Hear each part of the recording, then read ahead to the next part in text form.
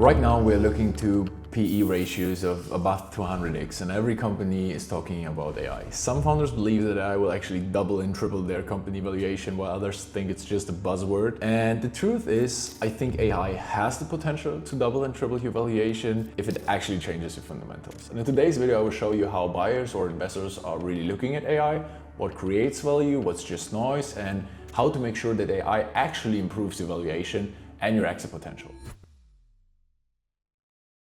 The truth is, I think it can be used if it actually changes the fundamentals. So right now, if I'm looking at our deal flow, I see there are two types of founders. One, just slapping AI on basically everything, AI powered whatever. And then there are those who quietly integrating AI into costs, margins, operations. And from an M&A perspective, one adds fluff, the other actually changes the fundamentals. And so the question is, how does AI show up in a due diligence call and what will actually move your multiple? And so the first point I really want to dig a bit deeper is that AI can be used as a cost efficiency driver. And what I mean by that is that buyers, they love predictable, scalable margin. And if AI reduces costs and increases output without adding headcount, directly improves EBITDA. And if we improve EBITDA, the fundamentals change, the multiple gets higher. And this is nothing new. We had this 20, 30, 50 years from today.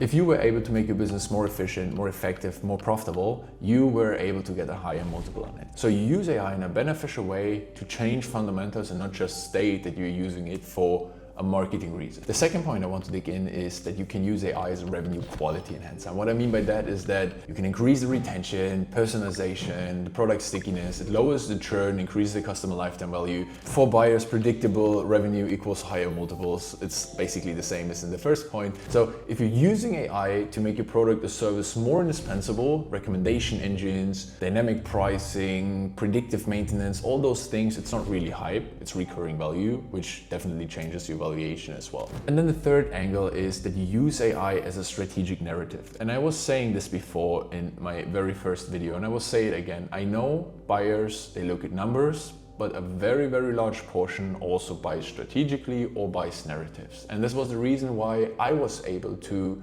sell INAI 16 times EBITDA, because I knew exactly to whom I want to sell and for what reason they will probably buy it. That doesn't mean that you can just say, yeah, well, we're using AI now and we are future-proof. The narrative needs to be battle-proof as well. It needs to stand against a proper due diligence and shouldn't fall apart the second people start asking questions.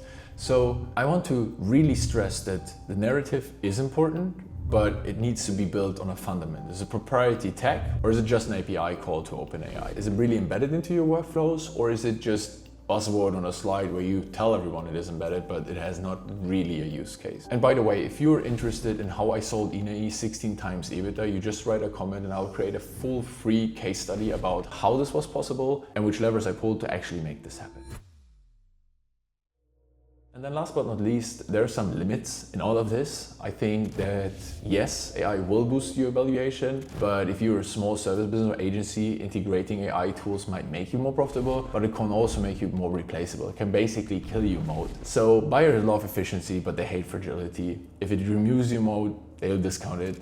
So the question is, how do you use AI? And you should focus everything on fundamentals. The fundamentals which were always important to determine if a business is worth something or not. Your operations, your costs, your margins. In addition to that, if it improves your margin, your retention, your positioning, sorry, it's completely amazing. I just observed that especially conventional businesses, they have right now the highest upside. Sometimes you have 6, 7 people doing customer support, which could be completely substituted by just a very smart workflow.